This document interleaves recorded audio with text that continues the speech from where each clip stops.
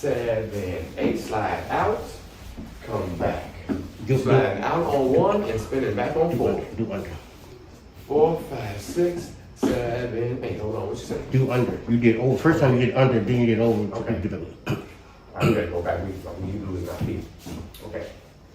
7, 8, slide. 1, 2, 3, 4, 5, 6, 7, 8. I'm gonna add a whole basic format to this. You can do this whole move with the set. Everybody be like, ooh, look at this. Oh, she did that. Remember we did the first one, right?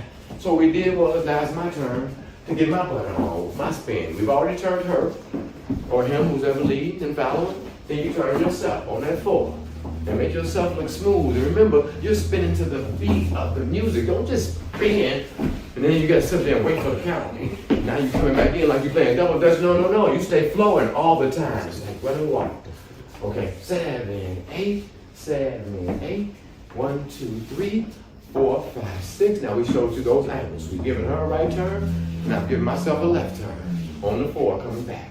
So now we're gonna give her a right turn on 1, and I'm losing my feet. 1, 2, 3, 4, 5, 6. Here we go. Right turn on 1 to her, and 4 coming on.